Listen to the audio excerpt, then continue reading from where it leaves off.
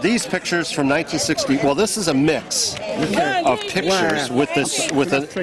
Yeah. I'm going to Okay, go ahead. So these are pictures. The black and whites are pictures I took in 1964. Wow. With a Kodak, shoot, just bing bing. Right. And then the color ones are the pictures.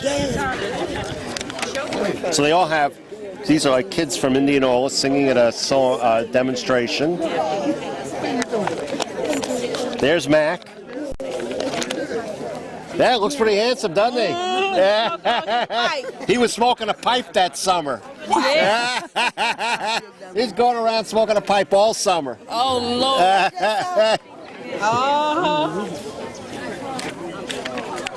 That's us at where a lot of the freedom workers stayed. We had a freedom house in Indianola, and we all stayed there, slept on the floor. We didn't have much.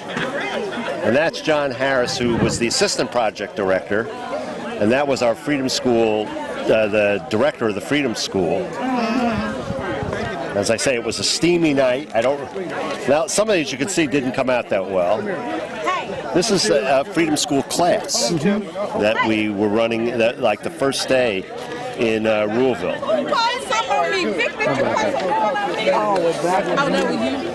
These are Gentry High School students at the end of a regular day coming over, because the school, you know this, went in the summers then. So they were coming over for the Freedom School that day. This is one of the young students in my class at the Freedom School. Another picture of the Freedom School. That's Mrs. Hamer with Charles. That was probably taken in June or July, because I was in Louisville for the first part of the summer, and then I moved to Indianola. Okay. This is a lot of the volunteers with Charles. So there's Charles. There's a volunteer named Dale Gronemeyer, who's now a lawyer in Los Angeles.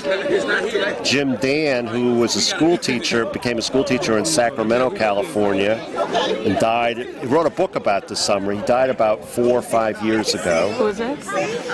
A guy named Jim Dan. Then this is John Harris, who was our assistant project director. And this is a guy named Charles Scattergood, who also was in the project and died, I don't know, about 10 years ago, I think. John ended up in Los Angeles and ended up being a famous person in a case that went to the U.S. Supreme Court.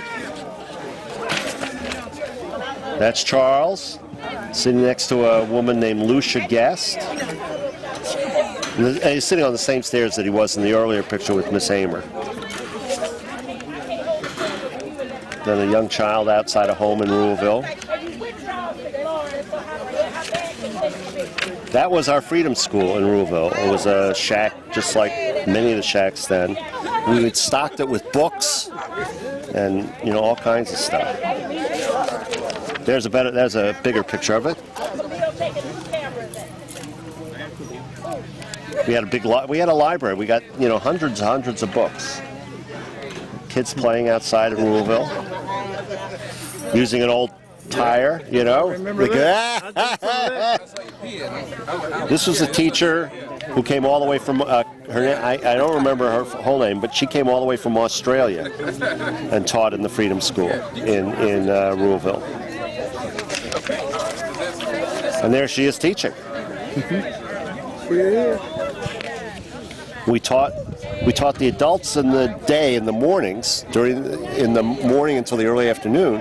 But because the kids were in school during the summer, then the kids who wanted to would come over after school, at great risk to themselves, by the way. Right. Some of them, because it was not exactly what you'd call supported. There's Charles reading a paper. Now this, let's see if yes. This is a guy named Tracy Sugarman, who was a writer and illustrator. Yeah, I have his book. Yeah, well, I have the illustrations. There they are. All right, okay. Yeah, so he wrote 2 books about the project. Okay. He wrote, I bet you have, We Had Sneakers, They Had Guns. Right. Yeah, he wrote another book earlier, which they just reissued, called Stranger at the Gate. Yeah, Yes. right. Yep. That's the one I have. Strangers at the Gate. That's a good one. Ah. There's a class. That was really sort of presumptuous. I was between a freshman. Hi, I'm Chris Hexter. I'm Lance Wheeler. Nice Hi, to meet you, Lance. sir. Lance? Yes, sir. All right.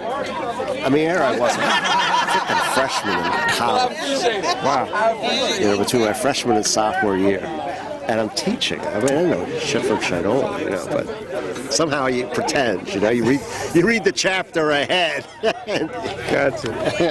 So, as I say, there's Liz Fusco, who was the director of the Freedom School. And as I say, in Ruleville, we taught all the classes outdoors. Okay.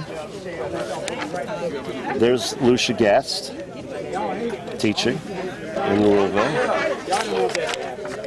A woman named Linda Cease teaching. I was a Freedom School teacher, so that's what I knew the most about. Okay. And we're going to get to the, let's see here. Now, as a photographer, did you ever hear of Danny Lyons? Yeah. This is Danny. He spent most of the summer, for some reason, he chose to stay most of his time in Ruleville and Indianola. So we got a lot of him. Okay. And that's him standing on the street. Yeah. And that was standing on the street in Drew right before we all got arrested. Oh my goodness. Wow. I met him. That's Jim Dan, who's the teacher in Sacramento. That was the Freedom House where we stayed in Indianola, which eventually got firebombed, I understand. That was after I left.